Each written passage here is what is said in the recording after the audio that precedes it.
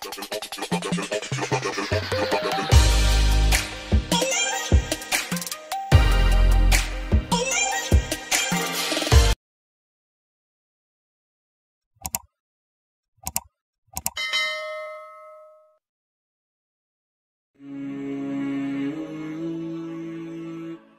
Ghazali di banyak teorinya sering sekali membagi level manusia di 3 macam ini. Ada awam, ada khawas, ada khawasul khawas. Nah, bagi kelas-kelas manusia ini, cahaya itu beda-beda maknanya. Menurut Imam Ghazali, bagi orang awam, cahaya adalah sesuatu yang membuat sesuatu yang lain menjadi tampak atau kelihatan. Sarananya panca indera, khususnya mata. Nah, ini mungkin level kita ya awam. Jadi cahaya itu ya pokoknya terang. Cahaya itu bersinar. Cahaya itu pancaran tadi, gelombang elektromagnetik yang apa tadi, itu definisi awam. Jangan lupa, kadang-kadang orang awam ini ya memang terbatas begitu, sehingga Allah itu kadang-kadang menampilkan ayat-ayatnya tentang cahaya, menunjukkan bukti kuasanya tentang cahaya itu secara wadah, ya memang bermakna cahaya. Karena bagi orang awam tertentu susah untuk memahami cahaya di level lebih tinggi.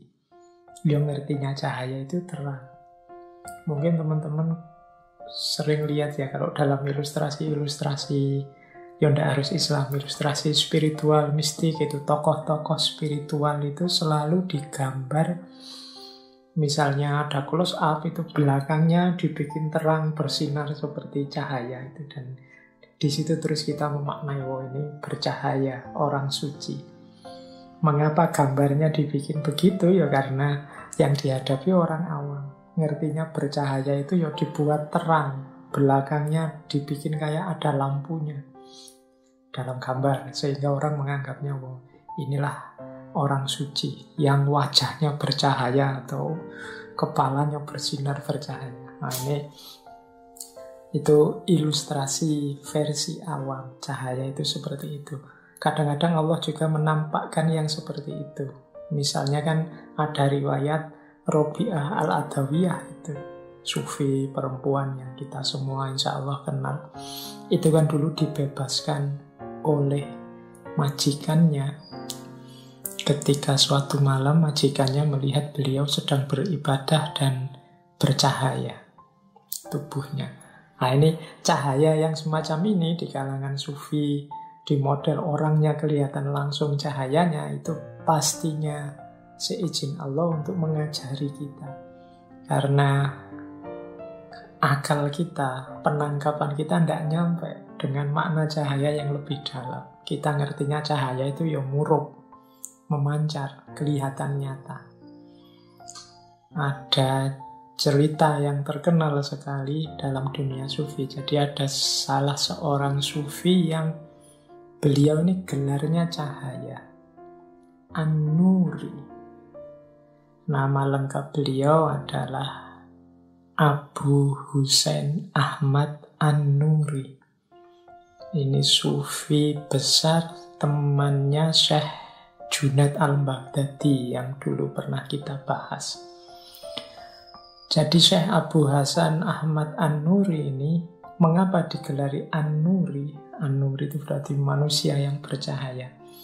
Karena ada riwayat beliau ini kalau bicara, misalnya ruangannya gelap, sehingga tidak kelihatan apa-apa, dari mulutnya keluar cahaya, sehingga satu ruangan terus terang benderang. Mungkin pernah ada cerita beliau sedang berceramah atau memberi nasihat dan dalam gelap gulita, tapi dari mulut beliau keluar cahaya sehingga ruangannya jadi terang benderang.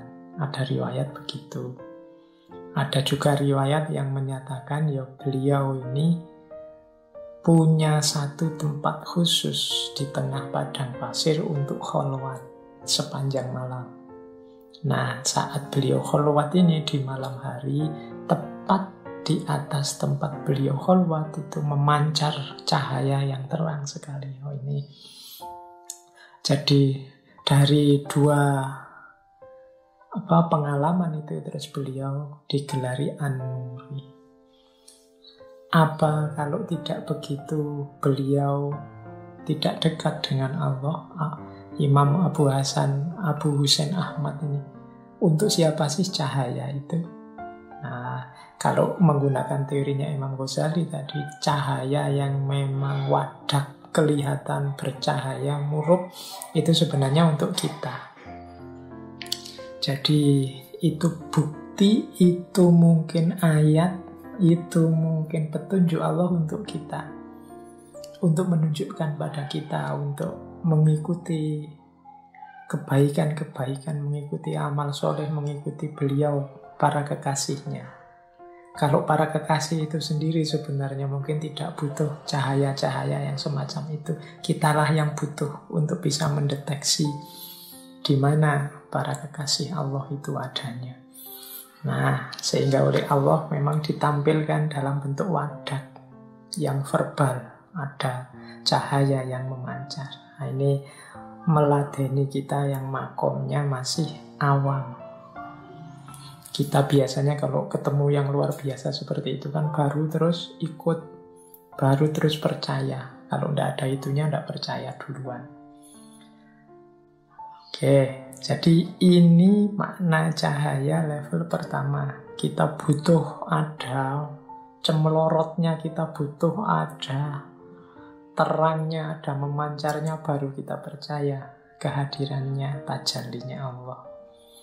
Itu makna dasar yang pertama. Ada makna kedua. Ini nur bagi khawas. Nur bagi khawas ini jalannya adalah pemahaman, sarananya akal. Jadi ini menangkap kebenaran, menangkap hidayah. Nur tadi kan maknanya hidayah. Menangkap petunjuknya Allah dengan jalan akal. Bagi teman-teman yang tekun belajar, mencari ilmu, mengejar hikmah, ini sebenarnya kita sedang mencari cahaya, mencari hidayah di level kedua. Jadi level orang-orang khawas.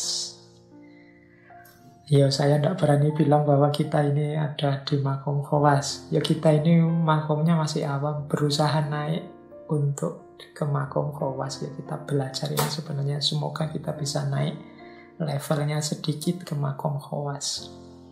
Jadi memahami cahaya Allah lewat jalan akal, dengan jalan belajar, dengan jalan mencari guru, dengan jalan membaca kitab dan lain sebagainya. Nah, ini kita sebenarnya sedang mengejar cahaya di level khawas, sarananya akal. Apa bisa? Bisa.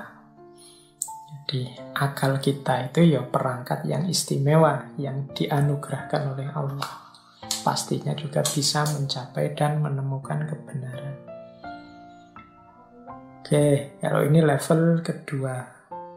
Ada level ketiga, yaitu makom khawasul khawas. Makom khawasul khawas ini kesannya yang kita pahami selama ini, kalau versinya Imam Ghazali selalu makom para kekasih Allah, orang-orang yang dekat dengan Allah. Nah, ini adalah orang yang menemukan cahaya lewat jalur sufi saat mereka mengalami kasyaf. Sarananya adalah kebebasan. Bebasnya akal dari khayalan, dari waham, dari pandangan-pandangan yang duniawi dan lain sebagainya. Jadi jiwanya bersih, isinya hanya Allah saja, maka dia bisa memantulkan cahayanya Allah dengan sempurna. Kalau ini namanya nur bagi khawasul khawas. Ini makom yang tinggi para kekasih Allah. Jadi cahaya itu ada nur di level awam, ada nur di level khawas, ada nur di level khawasul khawas.